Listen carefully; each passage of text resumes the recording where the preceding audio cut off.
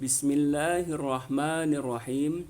Assalamualaikum warahmatullahi wabarakatuh. Alhamdulillahirabbil alamin. Allahumma salli ala sayyidina Muhammad wa ala sayyidina Muhammad. Amma ba'du. Allah SWT berfirman dalam Al-Quran yang artinya, dan sesungguhnya telah kami mudahkan Al-Quran untuk pelajaran, maka adakah orang yang mengambil pelajaran? Al-Qamar ayat 17. Perkenalkan, nama saya Subono bin Durman. Di sini saya berniat berbagi untuk cara belajar membaca Al-Quran dengan metode asma. Sebagaimana kita ketahui bahwa dalam belajar Al-Quran sungguh banyak metode yang digunakan, namun yang paling populer ada dua, di mana yang paling lama itu yang dikenal di Indonesia adalah dengan metode Al-Baghdadi.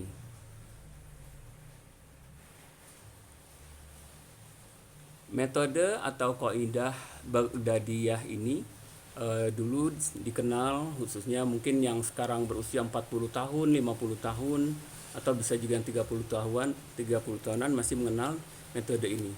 Di mana metode ini terkenal dengan sebutan ngaji alif bata, di mana pertama kali belajar yaitu huruf alif, ba, dan ta. Dan setelah itu kita mengenal ada metode Iqra.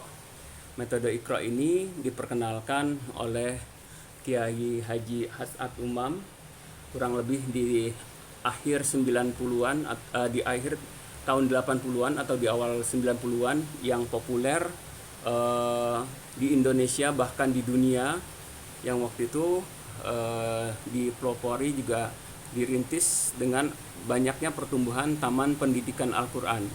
Buku ini dikenal juga sebagai buku berantas buta baca Al-Quran, yang banyak mendapatkan penghargaan baik dari pemerintah, dari dalam negeri maupun dari luar negeri. Berikutnya setelah belajar buku Iqra ini sebenarnya ada lanjutan lagi, yaitu buku tajwid. Jadi memang untuk Iqra itu masih dianggap istilahnya dasar untuk memperbaiki atau memperhalus belajar dengan buku tajwid. Selain dua metode yang terkenal tadi, banyak juga metode-metode seperti ada metode tilawati, ada metode nuri atau cahayaku, ada metode balighah, dan lain-lain. Dan untuk itu dari berbagai metode, penulis atau penyusun di sini menggunakan dua metode yang paling awal tadi yang kita gunakan, yaitu metode balighah, metode Baghdadi dan metode Iqra, untuk digabungkan dalam menjadi metode asma. Metode asma dibagi ke dalam 5 jilid, dan yang paling pertama yaitu jilid 1.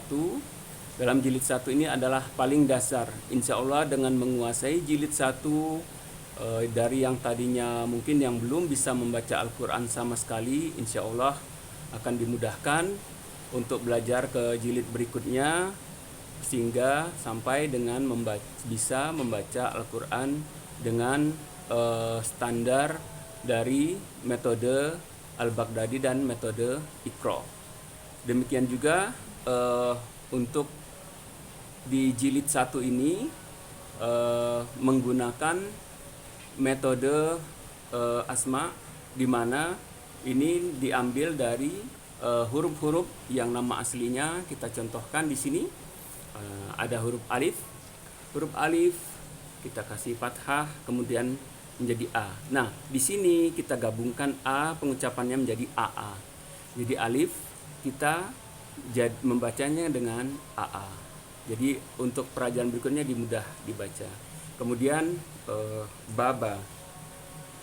Ba berasal dari huruf ba, dikasih tanda fathah menjadi baba. Nah, jadi di sini kita mendapatkan AA, baba, kemudian jajah, dan dada. Dan di jilid 1 ini juga dipelajari selain huruf-hurufnya yaitu huruf sambung. Di mana huruf sambung ini metode dasarnya adalah huruf di awal, di tengah, dan di akhir. Sedangkan huruf yang hanya bisa ditulis di akhir itu hanya ada 4 huruf. Ada 4 bentuk huruf, yaitu huruf alif atau aa, huruf dal atau dada, huruf ro, roro, dan huruf waw, wawa. Nah, di sini kalau dal berarti da, dada itu ada satunya lagi yang ada titik dada.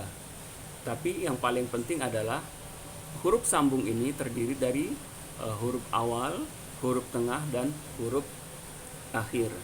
Dan dari jilid 1 ini yang paling penting adalah bagaimana bisa membaca dan juga bisa membedakan huruf-hurufnya. Adapun EBTA dari jilid 1 ini adalah bisa membaca dan bisa membedakan dengan tepat. Nah, bagaimana bisa membedakan huruf dengan tepat? Maka ada hal yang penting yang merupakan juga dasar dalam mengaji, yaitu dikenal dengan nama makharijul huruf atau tempat keluar huruf. Tempat keluar huruf ini seperti kita ilustrasikan seperti orang menghadap ke depan, ini hidungnya, ini bibirnya, kemudian ini tenggorokannya.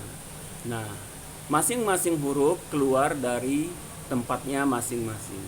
Tetapi secara garis besar hanya terbagi dari 3 tempat, yaitu tenggorokan, kemudian lisan atau lidah, dan terakhir bibir.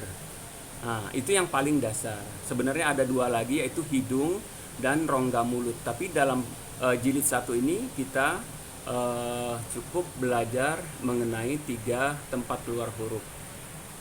Dalam metode asma, huruf-huruf tadi kita ilustrasikan dia memiliki tempat, atau ya kurang lebih seperti di perumahan atau di kelompok atau di taman. Taman itu terdiri dari 3 area, di mana yang pertama area tenggorokan, kemudian area lisan, dan juga area bibir. Ini untuk memudahkan mengilustrasikan nama.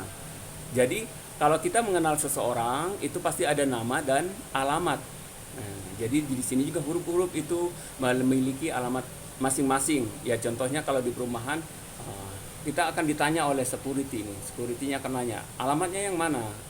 Di area mana tinggalnya? Karena mirip-mirip. Nah, dari sinilah kita akan menentukan, oh hurufnya ini atau namanya ini, alamatnya ini. Hurufnya ini, makharijul huruf, tempat keluarnya atau alamatnya ini.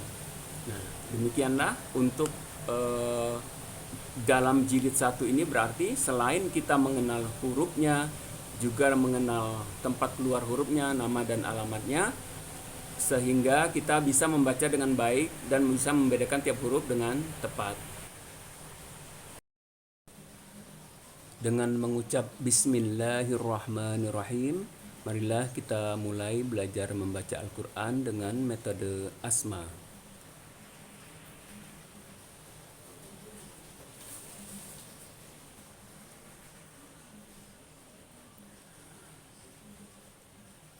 Seperti dalam metode Al-Baghdadi, kita akan pelajari yang pertama huruf alif bata. Alif bata 3 huruf. Jadi yang huruf paling pertama yaitu alif, huruf alif. Yang pertama yaitu huruf alif dikasih bantu dengan huruf Latin, dibaca alif. Berikutnya, kalau alif ini ada huruf, kita tambahkan di atasnya tanda fathah. Nah, itu fathah. Jadi alif ditambah fathah. Alif fathah a, dibaca dengan a. Nah, dengan 2 huruf sekarang kita sebut dengan nama baru yaitu AA. AA. Jadi untuk contoh berikutnya AA, AA. Jadi dalam pelajaran latihan itu semua memadukan nama-nama atau huruf-huruf. Karena baru satu, jadi baru ada penggandengan satu nama. AA, AA, AA, AA, AA, dan AA. Ingat, cara membaca itu harus dibaca dengan jelas dan pendek. Tidak boleh dibaca panjang. Harus dibaca dengan pendek. Dan untuk huruf A ini, di manakah tempat keluarnya? Huruf A ini merupakan huruf yang ada di tenggorokan. Nah, lokasinya di tenggorokan. Nah, jadi kita ganti ke dalam bentuk tabel. Tabelnya itu ada di sini, berarti di di tenggorokan. Bagaimana untuk memudah membagi area tenggorokan ini? Maka kita letakkan 3 jari kita, jari telunjuk, jari tengah, dan jari telunjuk, jari tengah, dan jari manis. Kita tempelkan di tenggorokan. Bagian alif atau bagian bawah itu ada di huruf jari manis. Jadi kita rasakan di jari manis kalau bunyi A. Nah, kemudian kalau di atasnya ada A, di paling atas. Jadi sekarang huruf alif itu ada di A. Jadi kita rasakan, tempelkan di tenggorokan masing-masing. Gitu. Nah, oke, itu yang pertama. Jadi kita masih cukup mudah. Mungkin yang perlu sekarang dihafal adalah alamatnya atau di tenggorokan. Jadi bisa ditandain, dalam artian kita ingat hurufnya ada di bagian tenggorokan paling bawah. Kalau kita pencet itu ada di jari manis kita. Oke, selanjutnya huruf ba. Huruf ba. Nah, dalam mengenal huruf kita ingat ciri-cirinya. Apa itu ciri-cirinya? Yang pertama, bentuk. Bentuknya kalau alif bentuknya lurus, kalau ba dia bentuknya seperti mangkok, bisa dikatakan seperti itu. Tapi yang paling penting adalah titik. Nah, karena nanti akan perlu diperhatikan adalah di mana posisi titiknya, apakah dia di bawah, apakah di atas, dan berapa jumlah titiknya. Untuk huruf ba itu titiknya ada di bawah posisinya dan jumlahnya ada 1, ba. Nah, sekarang kalau ba ditambah fathah atau garis atas, fa dibaca tetap ba.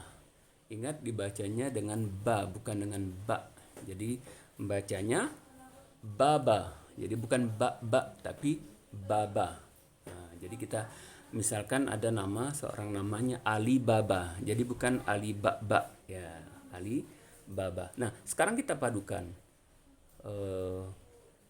Kita baca, jadi sekarang kita susun dua nama. Jadi kalau sekarang Baba berarti sama, nama yang sama tapi kita jadikan dua. Baba, Baba. Nah, sekarang Baba, AA, AA, Baba, AA, Baba, AA, AA, Baba, Baba. Nah, jadi penting untuk membawa atau menyiapkan alat tulis. Jadi yang perlu ditulis ada alif, fathah, a. Untuk latihannya nanti bisa disalin sendiri, sebenarnya disusun sendiri pun bisa. Tapi bila ingin bentuk filenya, nanti kami akan sharing alamat webnya agar bisa dilihat atau bisa di copy. Untuk huruf ba, di mana posisinya? Huruf ba itu termasuk kelompok huruf yang ada di bibir. Nah, jadi mengucapkannya adalah pertemuan antara bibir atas dengan bibir bawah, ba. Nah, kalau kita ilustrasikan di sini, maka dia adalah pertemuan bibir atas dengan bibir bawah. Huruf masuk di kelompok yang area bibir, area bibir, ba. Baba, baba. Jadi untuk sekarang juga tidak sulit. Insya Allah masih sama seperti dalam bacaan bahasa Indonesia. Selanjutnya huruf ta. Ta. Bentuknya hampir sama dengan sama ya, bentuknya sama dengan ba, tapi titiknya ada di atas dan jumlahnya ada 2. Membacanya ta. sama seperti bahasa Indonesia, tapi untuk dia sifatnya ada udara yang keluar, ta gitu, ta.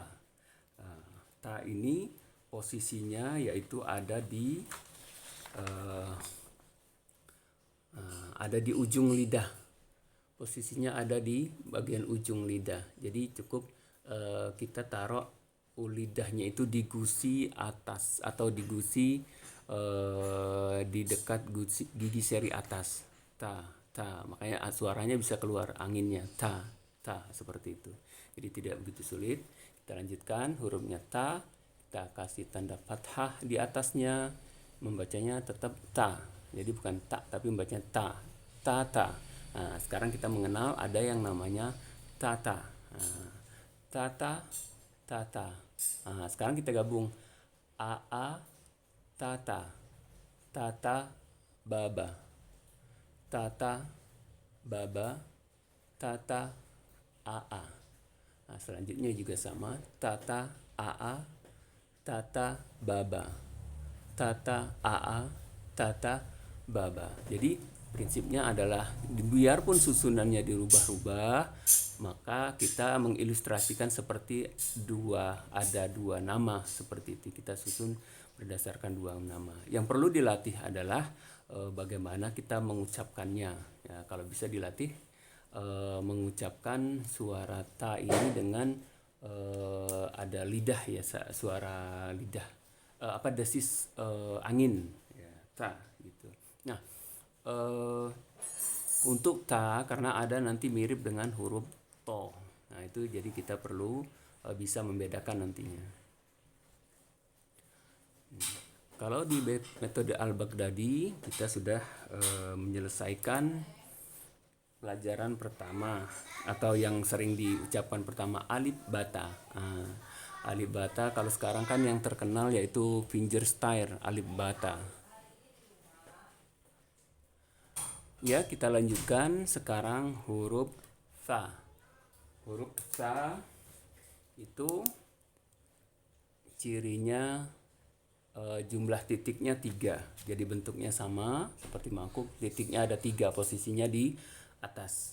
Jadi kalau di Al-Baghdadi itu ada alif bata, kita tambah dengan tha.